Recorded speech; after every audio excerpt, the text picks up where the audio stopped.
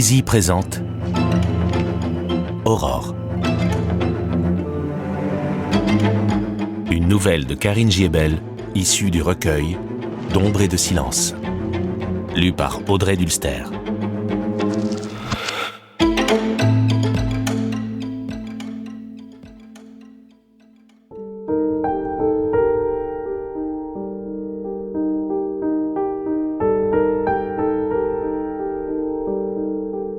Aurore.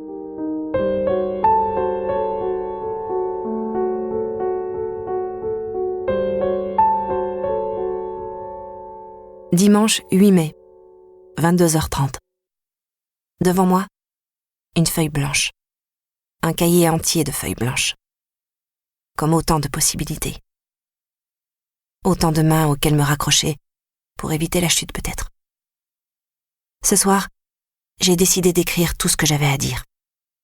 Tout ce que mon cœur, énorme, mais si fragile, ne peut plus contenir. Ce soir, m'ouvrir les veines et noircir ces pages avec mon sang. Raconter ce que je suis, ce que je vis, ce qui m'obsède jusqu'à faire de mes nuits d'interminables moments de solitude où mes yeux, grands ouverts, scrutent les lendemains. Où mon cerveau tourne en boucle et s'épuise à chercher des réponses. Je ne sais pas si quelqu'un lira ces lignes un jour, et préfère ne pas le savoir. Je m'appelle Aurore. J'aurai 18 ans dans un peu plus de 15 jours.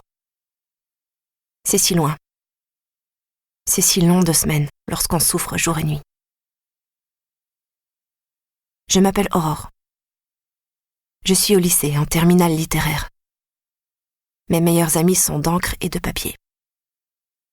Ces héros et ces héroïnes qui peuplent les romans et traversent ma vie en y laissant des traces.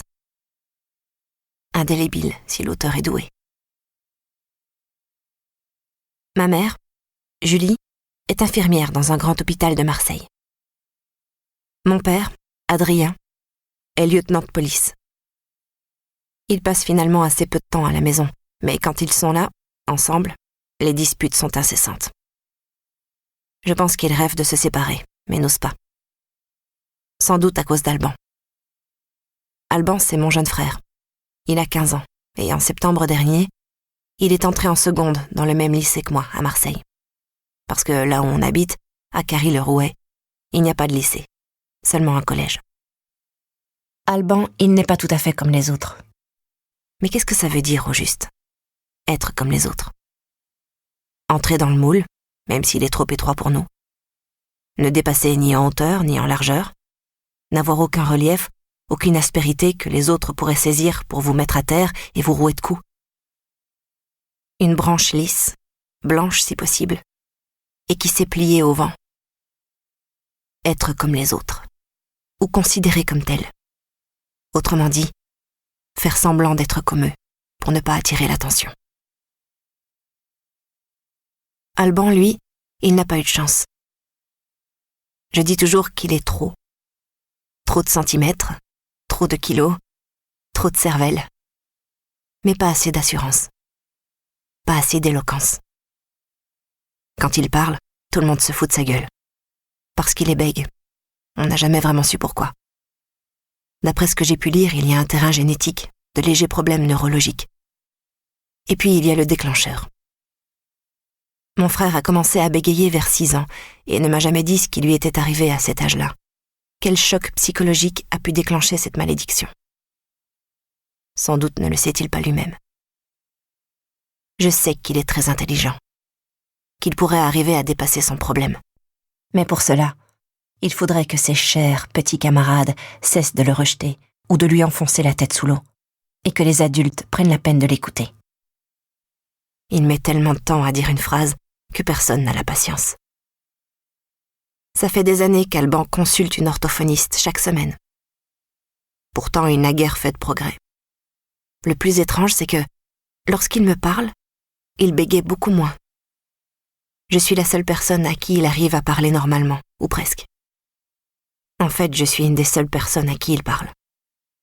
La seule à qui il parle vraiment, je crois. Aux parents, il dit toujours que tout va bien, oubliant de raconter ce qu'il endure à longueur de journée. D'ailleurs, je fais comme lui. Sauf que je ne confie pas mes problèmes à mon frère. Je crois qu'il en a assez comme ça. Inutile que j'en rajoute. Alex, le meilleur ami d'Alban, le seul qu'il ait jamais eu, est parti dans un lycée privé. Et quand je vois mon frère seul dans la cour de récréation, mon cœur se fend.